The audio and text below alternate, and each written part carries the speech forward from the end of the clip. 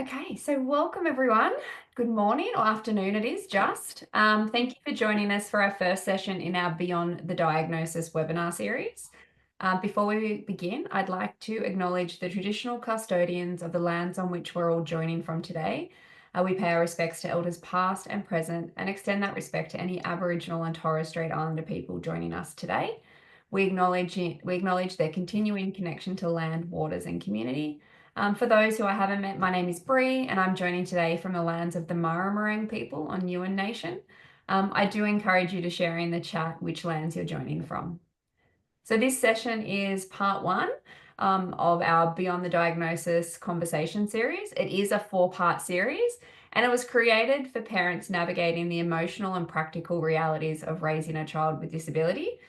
And we're hoping that through some real honest conversations with parents and professionals about all the things we don't often talk about, but that can make a difference. Many of us step into parenting with a vision of how it's going to look. A diagnosis can shift that vision in ways that are emotional, confusing, and at times very overwhelming. So today's session is about reimagining what it means to be a parent, making space for the emotions that come with hard times, holding both joy and grief at the same time, and finding strength and resilience. And I'm really excited to be joined by our two wonderful guest speakers today. So we have Melanie Dimmitt, author of Special, editor of The Blend, and parent to Arlo. And we also have Helen, who is a registered counsellor and experienced teacher who brings the insights of her own lived experience into her work. So thank you both so much for being in here. But I guess before we dive into the specifics of navigating a diagnosis, I do have a couple of questions for you both. Mel, I might come to you first if that's okay, but I'd like you to tell us about a moment when you realized that your parenting journey would be different from what you had imagined. What was that pivot point like for you, and how did you begin to reshape your understanding of what it means to be a parent? Thank you, Bri, and thank you so much for having me along today. Absolutely love you guys and all the work you do. I'd like to acknowledge that I'm coming to you from Gundungurra and Dharawal country today and pay my respects to elders past and present. Pivot point. So my son, Arlo, is now 9 and he has quadriplegic cerebral palsy and it's quite profound, physically speaking. So he's a wheelchair user, he's non-speaking. Left to his own devices, he can lie on the floor and smile beautifully at you and not do anything else. So he needs a lot of support. Really bright, beautiful kid though, total legend. We got his diagnosis at 6 months old. And at that point, if you'd have told me that he would be a wheelchair user, non-speaking, lie on the floor smiling at you, I would have died. I could not have handled that. So the diagnosis was a lot, but at that point, we didn't know what would eventuate. So there was a lot of unknowns. So I don't think that was really the pivot point for me where I knew that my parenthood journey, I mean, I knew it would be different, but it wasn't really clear exactly how. It was very scary, a lot of unknowns, a lot of imagining nightmarish things. The pivot point for me was when I'd gone back to work. I'm a journalist. I was working at a magazine in Sydney at the time. At 6 months, I put Arlo into daycare around the same time we got his diagnosis and went back to work. That was always the plan for me. I was very much like, have kids, back to work. So I went, and for a few weeks it was okay. But then we started getting phone calls from the daycare. Arlo was being sick. Things were getting a bit weird. And then I remember I got one phone call while I was in the office and they said, you need to come. We think he's having a seizure. And I got in an Uber to the daycare. And as my Uber rolled up to the daycare, an ambulance rolled up behind me. And I remember going in and they had him on the floor of the office. And I couldn't even pick him up. I was so freaked out and I was so confronted. And I remember sitting with him in the back of the ambulance with him on my lap and thinking, this has got to change. Like, I need to be here for him. I need to be more of a parent than I had planned to be. And I love that about Arlo. I love that he really pulled me into parenthood so much more. And I've gotten so much out of it because of this kid. But I remember that moment in the back of the ambulance thinking, I really need to be here for this kid. I need to prioritize his needs. He needs to be the star of my life at the moment. And like I said, I love him for it because it just meant I got so much more time with this kid. And I think it's made me a better parent with my daughter, Odie. But that was the moment. That was the moment I went freelance, stopped going to the office. His therapies, he became the center of my world. And that was it. Yeah, wow. I got goosebumps as you said that because we had a very similar experience with my son with seizures around 6 months of age. So, um, yeah, I'm going to come to you now, Helen, because you support families at all stages of their journey. And how would you describe the moment parents realize their journey isn't going to look like they'd expected it to? I think you can hear it in Melanie's voice. It's like an emotional earthquake, isn't it? Yeah, Um, I mean, you can feel the emotion coming from you, even something that happened so long ago, Melanie. It's such a turning point for families, and it's really like the ground suddenly gives way beneath you. Everyone comes into parenting with some kind of vision, a landscape, if you will, of what they expect or what they plan for their journey, for their parenting, what they hope for their child to achieve and to do. And going back to work was one of your things, Melanie. But when you're confronted with something that is so life-changing, a lot of families, and all of them really that I work with, they do feel like the ground gives way beneath them. All that landscape you had envisioned that kind of kept it's your life kind of plan. It just crumbles. Everything falls apart. And so you're left on your own a lot of the time to pick up those pieces and find a way to put them back together, find a way to reconfigure your expectations and your journey along the way and what you plan for yourself, your family, your individual kid, and make sense of it all along the way. But when you're stuck at the start of the journey, especially with no idea what's happening and it's so confronting, there's no time for parents to process, to get their own support for their own needs. That it's literally survival, isn't it? And um, it can be such a traumatic process for a lot of families, simply because it's all unknown, and suddenly the whole world tilts, and there's nothing's familiar anymore. nothing at all. Yeah, it's just new terrain. It is. And it is so overwhelming and there's so much going on. Mel, you've just shared a little bit about that pivot point. Thinking back to those early days after Arlo's diagnosis, can you share a little bit more about how your vision of parenthood began to shift? Yeah, well, I sound horrible because I guess my vision of parenthood wasn't much. I remember another journalist saying, Annie Ridout, she's wonderful. She writes a lot in the neurodivergent space. I thought kids would just be like another thing on my CV, like, add to my credentials, kids done, moving on to the next thing, which it never would have been. I was such an idiot.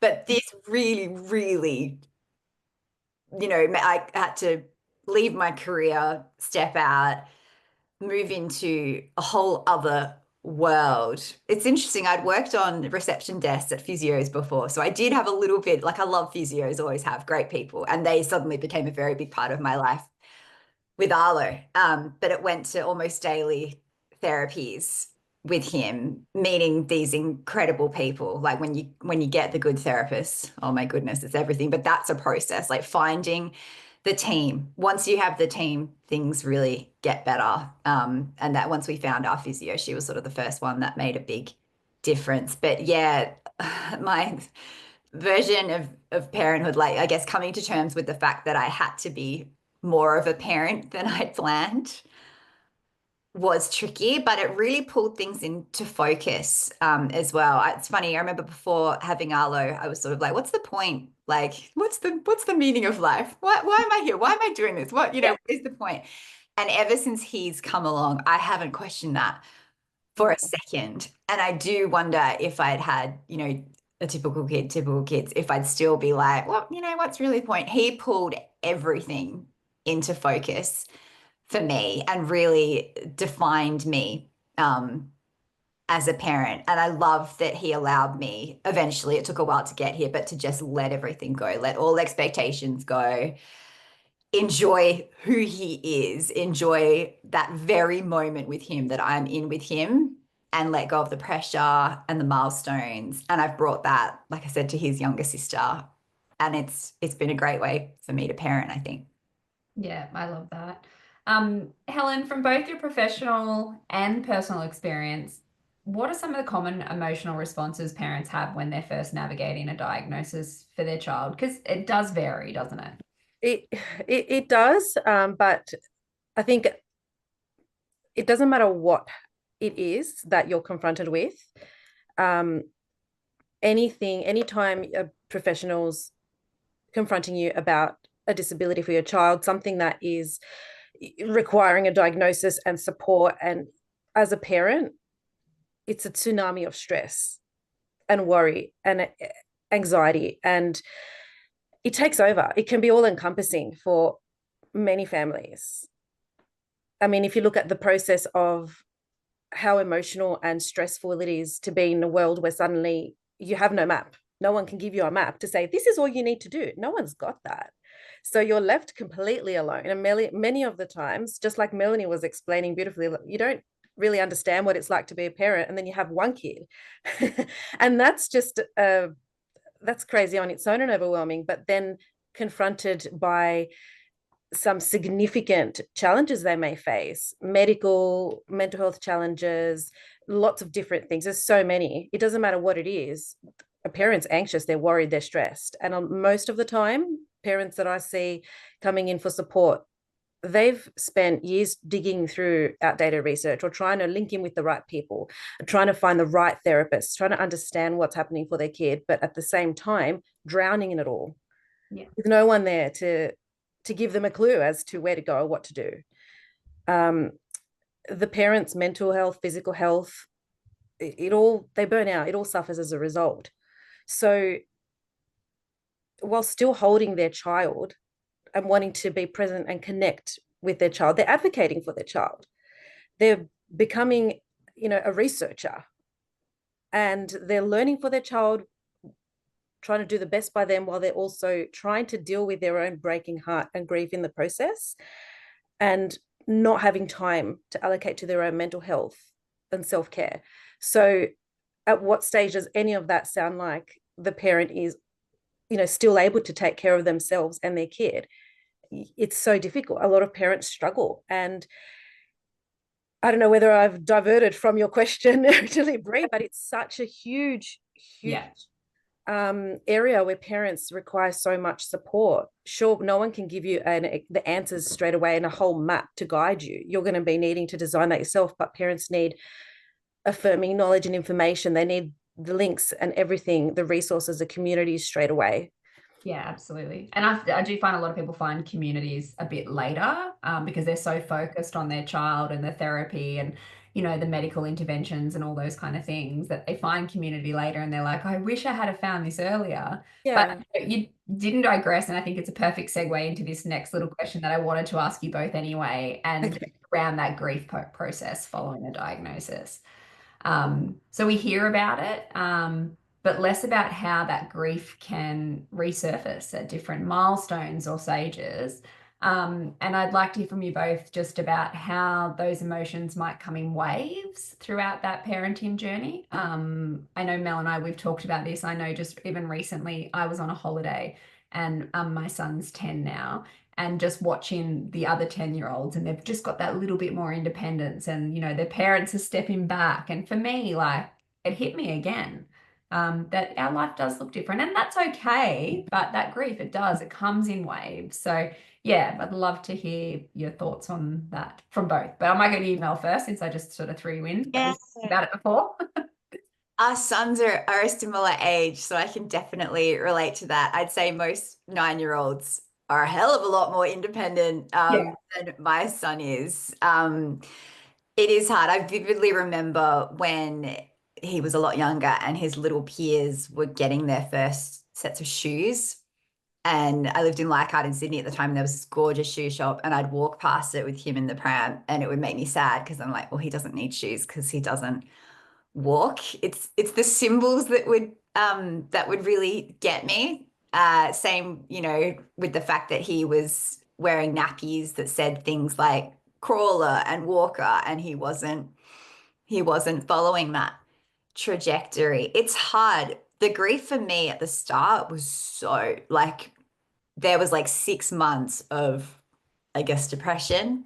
I was so sad, so low. And I remember I couldn't be happy for my friends when things would happen in their lives. Like one friend got engaged, and I couldn't even muster up a smile. I was like, what's wrong with me? Like, I just have nothing. And then because of connection to other parents, which I started doing with my book, I was very resistant. I never would have come to something like this. I wasn't ready to be like, I am a disability parent. I was so like not ready for that. But I snuck in by interviewing people for my book, and that was kind of in the deep end, 50 plus parents interviews, and that fast tracked me. And that is the thing that has always helped me. And in these grief moments, being able to, to relate, to say to you, Bree, we chatted the other day, and I was like, a lot of us worry about, my son's doing great now. What happens when I die? Like there's a real, that's something that's now on my mind a lot. And to see you both nodding, to share that grief, if that's the right word, it really helps me. But yes, it does. It doesn't happen often. I definitely, can pinpoint the times now that it rears its head, but it does come up now and again still. Yeah. Yeah, absolutely. And I think, yeah, definitely for me, so more so in the early days, but it still sometimes takes me by surprise. And most of the time I can kind of predict when I'm going to feel it, but there's just sometimes when it just slaps me in the face and I'm like, oh my gosh, where did you come from? Yeah. Helen, thoughts on that, that process that when it, resurfaces? Well, when a child's receiving a diagnosis, there's often so many therapies suggested for that child. Often just way too much, it's overwhelming. But what isn't really often most of the time is pointing out the parent's own mental health support. The parent needs support.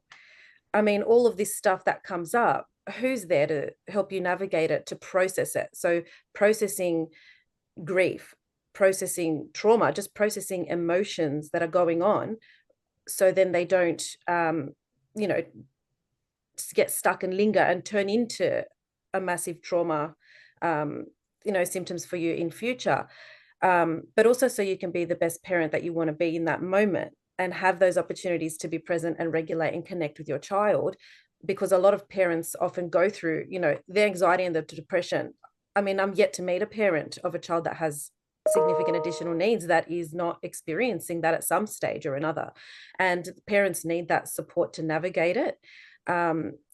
Because if a lot of the time what happens is we get into survival fight or flight mode, and all we're thinking about is research. This child's my whole world. Let's figure out everything, because all of these thoughts of the worst case possible for this child are too unbearable. So I'm going to really push them aside and focus on everything I can do. But those fears are still in there. And once your brain relaxes a lot and you get to a more comfortable space where you can see we're doing some things, or, you can see finally we're kicking goals, all these years of supports and therapies and interventions, they're coming together. Your brain and body might start to relax a bit. And then that's when a lot of these things pop up, those unprocessed stress and emotions. But parenting a child with additional needs is never linear. It's not a journey that someone can just say, this is it, this is the path. What works for most children is not going to work for yours. So it's constantly changing. And the grief process is very much one where one day you might celebrate and be so genuinely happy this child is doing this, but the next day they might struggle to do it. And so it's understanding your expectations and the reality of they may take longer to get somewhere, but that is their journey. They can get there with the supports. But just that understanding, so processing that it's not, we've done it today, tomorrow we expect the exact same. You see other kids do things at the same age, like you guys were talking about before, and you gosh, my kid's nowhere near as independent, and it hits you again. But again, the mental health support is there to support families. So then you get to that point where, well, my child's not as independent, but it doesn't hit you, that grief really dissolves at some point when you come to that acceptance and understanding, and really, really understanding your world and how to navigate it a bit better, and being okay with it. But it's I don't think it's ever a point where parents are completely going to be, find everything super easy and linear. Absolutely not. And I do feel even for parents that might be parenting non-disabled child, there's there's comparison. We Of do. course, We do yeah. compare. And I know we've touched on it a little bit just now, but Mel, I'd like to know, how's your relationship with comparison changed over time? Has it changed? Oh, it has. And I will tell you how. Before I do that though, Helen, I've just got a shout out. Thank you for doing what you do. I've had mental health support from a therapist too. Some of the things you're saying are kind of bringing me back to our early sessions. I started seeing her very soon after Arlo was born. And I remember at that point, she had to stop me because I was just kind of saying, everything's fine. We're doing this. Everything's fine. Everything's Yeah. fine. She was like, something really hard is happening to you. You just need to acknowledge that it's really, really hard. Yeah. Because I wasn't. I was just like, it'll be fine. It'll be fine. And she was like, just stop. Like, you just need to really. And she's helped me so much. Nowadays, we don't even talk about Arlo. I bitch to her about work most of the time, but she's always there and she knows the whole story. And she really helped me in those early days. And I remember the main thing was her just saying, please just acknowledge that this is hard. And not everyone has to go through this. And you need to be kind to yourself right Good now. on you for reaching out for that support early on. Oh, I love my therapy. I've been Yeah. before having children. Yeah. And it is Yeah. hard to admit that it's hard. It's almost like for some people, you feel like you're admitting defeat. I think that's how I felt in the early days. And I was the same. No, everything's fine. We've got this. It's all going to be good. But I feel like sometimes as parents as well, it depends on the support network and communities around us. Sometimes everybody else might be stressing as well, or stressing you out more, depending on how understanding they are of the scenario. So sometimes as a parent, you need to put on that brave face, say, it's all fine, it's going to be fine, to support everybody else. But no one's supporting you. And there's a lot that can be learned from reaching out to your own support. So yeah, and I'm just very lucky that I can do what I do because I love it. And it does take courage to reach out that first time, Melanie. Yeah. So Yeah. Oh, I was lucky. I had a GP when I was in that very low depression, my GP just referred me. She got me on a mental health plan, bulk billed. I'm extremely lucky. And this woman has just stayed with me. We now do telehealth. yeah.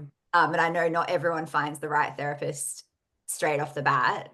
But I hate to think where I would be without my version of you. So thank you for the work that you do to support our community. Comparison, as with so many things, it gets better with time, which I know is not useful at all to know if you're dialing into this in the early stages, but it sucked at the beginning, especially because I guess you just don't know who your kid is going to become and you're desperate to know. And, when Arlo was a baby, I just had to watch him fall off the growth charts and not meet the milestones of his peers. I feel like now, because he is so different and so clearly happy in himself, that it's okay. Like, he's so vastly different from his peers that there's no comparison. Again, there are those moments where it does get me and I'm like, this is not great that he can't access this thing that it's nowadays it's not him, it's the access issue. It's when he's not included or when he can't do something that his peers are doing.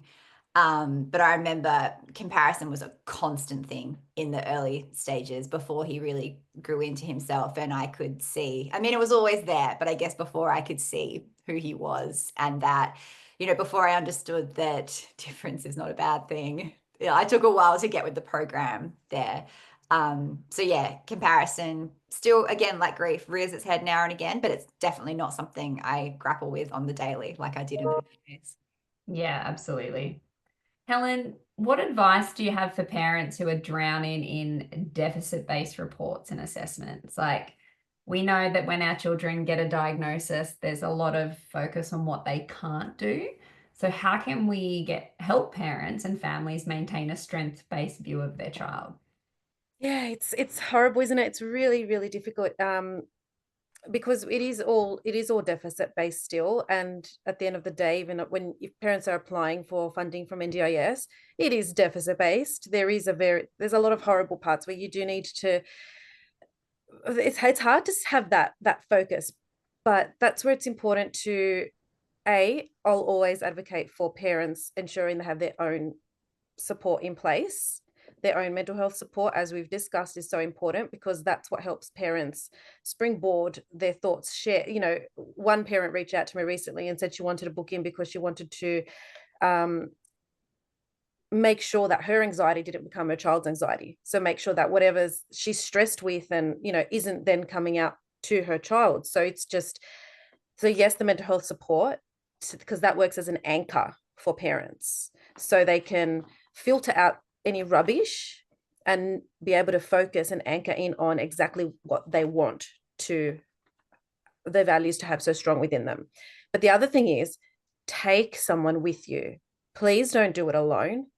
It is so hard for families when, and it makes sense, one might be working full time, might not be able to make the appointment, but often when you've got one parent there with a panelist of clinical specialists telling you how, all the things your child can't do, won't do, all these horrible things that may not happen, but, they do it every day in and out, but you're just one parent there with looking at your little baby, and you're not going to remember everything. You're not going to be able to take notes. You're not going to, of course you should have someone with you there, but parents don't often think that.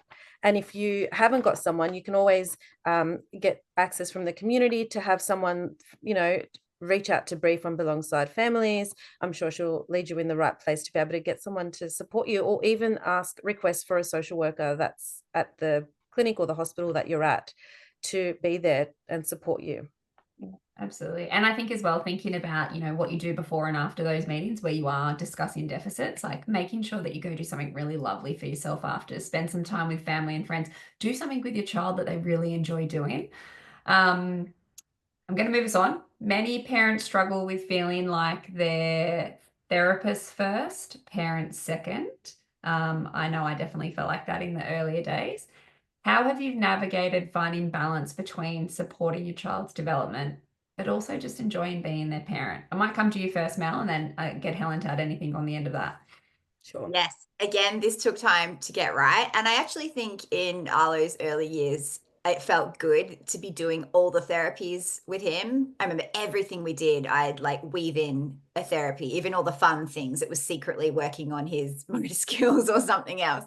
But then I remember when I was writing special, chatting to this amazing fellow parent, Debbie L. Nathan, who invented the UPSI contraption that can help you walk around.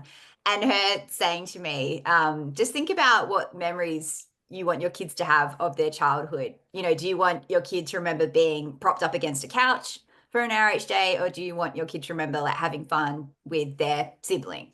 And I was like, that's a good point. Like and that really shifted my view as to, how much therapy how much do I want therapy to be their childhood memories? And I think also as Arlo has gotten older, we just haven't felt as frantic to be therapizing him every second of every day. And, when we started, him being able to walk was everything to me. He had to be able to walk, that I would not budge on that.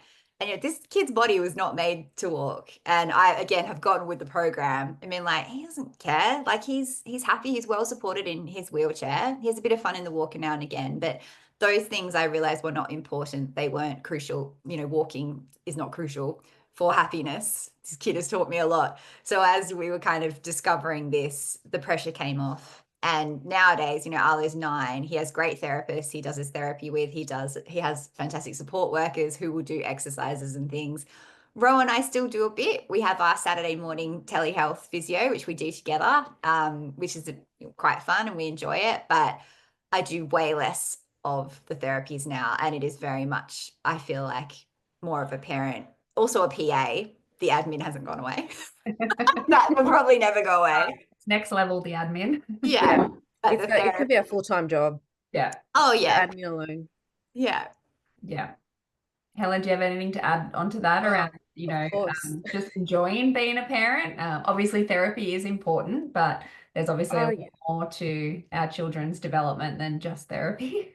Of course, and in the early days, it's really hard to see that because you're so worried and stressed, and you want to get on top of everything.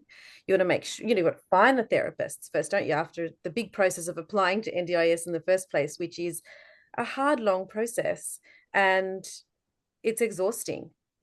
Children that have additional needs often have a lot of co-occurring additional needs or diagnosis, but they also have other medical things going on as well that require all that admin and navigation and energy to think.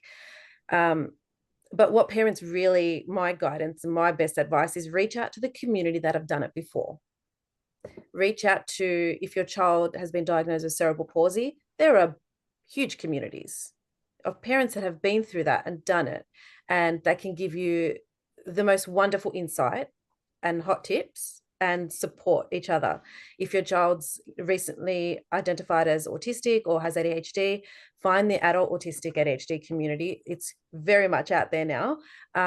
Learn from autistic people themselves. Learn from the people that have grown up with similar situations as your child, because they're going to be part of your process of learning and healing as well. And they can also support you in advocating for your child and understanding your child's needs, and getting that perspective. That lived experience is everything. So that perspective, and Melanie put it beautifully before when you're talking about all the wheelchair. So you felt that grief when you realized he wouldn't walk, but that's your grief to deal with, isn't it? And so someone else that's in a wheelchair might be able to give you that perspective and Yeah. may be able to help you, get to the other side of that. And that's where families really shine, and that's where connection truly helps and happens, and that regulation, the co-regulation with your child, when you can sit mindfulness and just trying to ground yourself and be present. It's like you said, it's a long road. It's not going to happen. It's unfair to expect parents who get a diagnosis to all of a sudden spend time with your kid, connect, just enjoy them, leave the dishes. All of that is just, it's unrealistic, because think about how you'd feel in that early moment. So it's also connecting with them and understanding, getting in there to support them. If you know someone that you think might need that support and they've reached out to you, go do their dishes, take them on a walk. Yeah, absolutely. Mel, I want to know, can you share a moment when you found unexpected joy or beauty in this parenting journey that you didn't anticipate?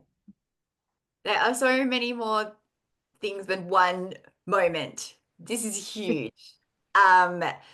A big thing that I love about this experience is how everyone opens up to you. Once they see your family and they see that you've been through some stuff, Yeah. they come at you with all the juice. There's no small talk. They're straight in with whatever's really on their mind, which I love, because I love getting to know people. So I adore how people gravitate toward you and feel that they can tell you anything, which is great. Have made amazing connections. And on that, the connections with the community, you guys, all the incredible parents and professionals I've met in this space. I did not expect that. I thought that was something people said to make it better. Oh, you'll meet amazing people. And I was like, whatever. And I'm like, no, actually, my life would suck without these people. And I mean, this isn't even touching on the joy that Arlo has brought to my life. The favorite moment of my everyday is going in and getting him out of bed and his huge smile, like the second we walk in. Every day he brings me moments of joy. I mean, I won't sugarcoat there. It's very hard. There are hard days. There are a lot of challenges. There's a lot of up and down. But generally speaking, I am astounded by how much joy and amazingness this experience has brought to my life. And it scares me to think I might not have had these moments. Absolutely. And I agree on that community thing. Like, I thought I knew what community meant until I came into the disability community, and it's a whole other level. Yeah. The people that you meet, the genuine kindness within it. It's a game changer. let's talk about some practical strategies. So Helen, I would like to know, what are some practical strategies you recommend for parents who are feeling overwhelmed by the emotional weight of their caring role? Yeah. And that's every parent in a caring role at some stage, isn't it? Yes, absolutely. Oh, we all love the word delegate. Delegate tasks, delegate therapy, therapy practice, going to appointments. If the thing is, a lot of families, realistically, they may not be able to, or they may be a solo parent, or they may not have family to support them around them, right? So finding out how you can utilize your child's NDIS funding to support your child. So, there's a lot of families that have never heard of a therapy assistant, for example. And, the second I hear about something, I'm, telling everybody about it that I think might need it. So being able to get your NDIS funding and mainstream supports, working out how to access different things to support everyone in the family to meet the goals of that child without having it all on the shoulders of just one person, because it's not possible. It's not sustainable. So you need to reduce the plates you're juggling. And a lot of the times that's expectations as well. Parents want to, especially parents who are worried about their kids, you want to do everything perfectly. You want to make sure that every single action taken, perfectionism is common amongst the anxious community, isn't it? So realistically, that's not possible if everything's coming from you. So being okay, learning to accept and be okay with something might be done. It might not be done the way I would do it, but it's done, and that's okay. And allowing yourself to be okay with that. For example, even families having cleaners come in, or a lot of them will say, no, I want to do it my way. I like to do it. I want to make sure it's done. I get that, but something has to give. So if you would rather just be with your kid and you want to practice therapy with them, and that means that, if you had someone come in and do cleaning, you could touch up a bit. It's not the way you're going to want to do it, but is that all right? Can you live with that? Can we learn to live with that? Can we work out strategies to help us be okay? And then one simple thing could just mean you have so much more capacity for mindfulness, grounding, connection, regulation. It sounds like sharing. Share the load, yeah. And people don't know what you need unless you tell them most of the time. And whether you're sharing the practical load or the emotional load, but having those conversations, whether it's with the professional supports that you have or your informal supports in your network, absolutely. That's right. Mel, in editing the blend and writing special, you have connected with many parents on similar journeys. What common themes emerge about how families find their way to a new normal? Definitely, again, connection.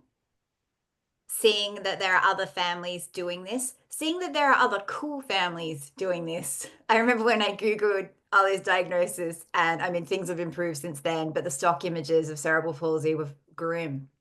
I was like, this cannot be. This is not good enough for my Don't Google, never Google. I know, Horrible, isn't it?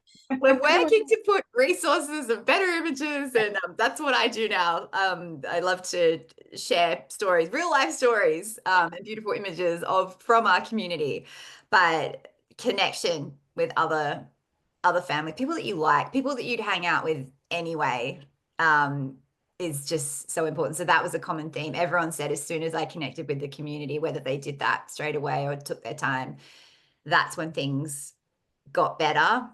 And just time. Again, it's really frustrating to hear when you're at the start of this, but just be patient. It doesn't all have to be okay this second. It's probably going to feel pretty ordinary for a while. It took me a long time to feel even just not sad. Again, it was all my stuff. It was nothing to do with my kid. He's been pretty happy camper this whole time, but to get over myself and get over my expectations. And, it's not our fault that we have these expectations. It's society. It's the fact that we're not shown what disability actually is, and the incredible, diverse, creative community that is the disability community. Again, we're working to change that now. But yeah, I'd say another theme that came up all the time, and we mentioned this before, was just staying in the moment. You don't need to know what the future holds. You can't know, and you certainly can't know how you'll feel about it. So trying very hard. And I, you know, to a fault now, don't think more than a day ahead. I should definitely be planning some stuff. But we've really engineered our lives now to live in the moment. And that was like a massive theme that came How through. long that would have taken a while though, Mel? Yeah, now it's natural. I love it though, because it's a great way to live. We're all meant to be mindful. And I mean, saying that, I'm sitting here, Helen, it's funny you talking about delegation before. I'm sitting in this chair right now because our beautiful support worker is out in the kitchen making Arlo's blends. I've asked her not to blend her on until we finish talking. But like, it's once you get the team, once you get those supports. And I didn't know what a support worker was. I'd never heard. Village, isn't it? You need Yeah, a village. And these people existed and that there would be people out there who would love my child and care for my child and bring, you know, she's brought him bowling and we taught him all these skills I didn't even know he could have and opened up his world. It can't just be you. Like, it's no good to your kid if you're their only person that they're learning stuff from. So I guess it's been so eye-opening for me, you know, to delegate. And yes, sometimes it means things aren't done to my ridiculously high standards, but it also brings in things that I couldn't have done or couldn't have known. So I very much agree with your point on delegation. yeah, it really takes a the village. chat, yeah, it's just been mentioned in the chat, it takes a village. And I know we hear it all the time, but it really, truly does. Yeah. Absolutely. And I think in this community, it's parents often need to cultivate their own village. They need to source their village. It doesn't just land in their lap. No one, you just, lived experience is everything. You don't get it until you live it. And then that's why when you find your village and you connect with them, it's a whole different ball game. Yeah, but it does take a lot of intention, doesn't it, to build that village? Absolutely. And look, if you think about it, parents that receive different diagnoses for their children, some are working full time. Some might be solo parents working full time. It's hard. Like, how do you have the time, energy, space to do everything you have to do for them, plus yourself, and to find this village? But luckily, we have people like be alongside families, and you know, you've brought people together. You've created somewhere to go to find all the resources and the village. So thank you. Yeah, it is fun. And like, I mean, just the commonality and experience and the collective knowledge that parents bring into this space. Like, I'm constantly learning something new every single day. I've got a couple of little questions left before we wrap up. I know it's already 12:45. I knew we'd go over. But I'd love to come to you both and say, what would you say to a parent who's just received a diagnosis or in the process of receiving one and they feel like they're not equipped for this journey, which I think would be pretty much everybody, because I didn't feel equipped when I was getting a diagnosis either. Yeah, normalizing it. You're right. No one feels equipped at that point, but they are the best person for their child. The parent is, all that child needs is that parent to be with them and connect with them. The rest will come. You will learn everything. You will figure it out. Reach out to the community. And there's so many different ways to go about that, but everything takes some time. And first is pausing, recalibrating by linking in with your own mental health support and having that ready to go. Then the community you can find everywhere alongside families will support you to link in with people that can help you apply for NDIS. People have come to me overwhelmed by how to access and apply for NDIS. And I say the access request is a 28-page document. It is overwhelming. Most people just avoid it because they are so already overwhelmed in their own life. They can't even imagine. But in reality, it's actually not that much to fill out. Actually, putting in is just like basic details, and then you can get your diagnosis report onto it and you can get started. So people to actually put things in perspective for them and to give them the practical help. You, as a parent, a carer, you're there for that child. You're everything they're going to need. You don't have all the answers right now. That's impossible, but you will very soon. You'll have a lot more tools and strategies to know what you need to do and just keep adjusting to your kids' needs, and you'll get there. Yeah. Helen, you've answered that perfectly. I have. I Was a would bit just add, wishy-washy. no, you've like nailed it. Just steal some song lyrics here. All you need is love. No. That is literally, you just need to love that kid. If you love that kid, you are equipped to be their parent, Absolutely. and you don't have to be an advocate. Well, you are already an advocate. You don't have to be out there with a sign like in some protest to be an advocate. You literally filling out those forms, that's advocacy. So forget everything you think you know about what being an advocate is. It's literally something as simple as keeping your kids' documents organized.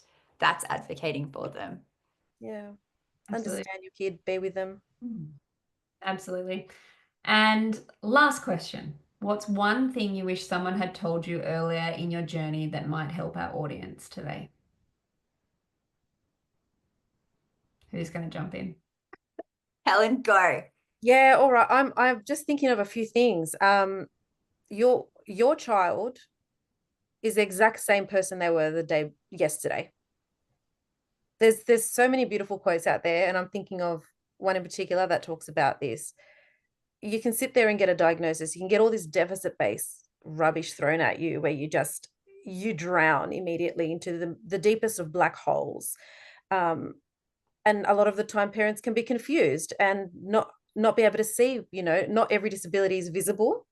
So sometimes it takes, parents are just like, I don't understand it, but it takes strength to then say, okay, well, let's get supports, and I'm learning along the way, and I'll figure out what they're talking about, and I'll, really understand it. But your child is the exact same person they were yesterday before that meeting, before you got that paper. Nothing's changed there. They're just the happy little kid, and the discomfort and the stress and the confusion is internal to you. And if you can get support to unravel that for yourself and anchor yourself, you're in for a much smoother ride. Mel, what's one thing you wish someone had told you early on in the journey? Well, what Helen just said. And also, I guess just don't worry so much about what life looks like. Focus on what it feels like. I thought a life where my son had hoists and wheelchairs and a speaking device would be an absolute nightmare. And I was completely wrong. We're happy. We laugh every day. There's challenges, but there's so much joy. So I'd say really try and focus on how things are feeling rather than how things are looking. Because I know there are a lot of families that look very perfect that are not necessarily happy. And I know that people look at our family and think, oh my goodness. But we are, for the most part, really happy. Oh, thank you so much for both of you for sharing your insights, experiences, and all that wisdom with us today. I think a common theme that comes out of these conversations, and I think you've both highlighted it, is that it is a journey. And it's often challenging. Up and down. Yeah. But it does contain profound moments of growth, joy, and unexpected beauty.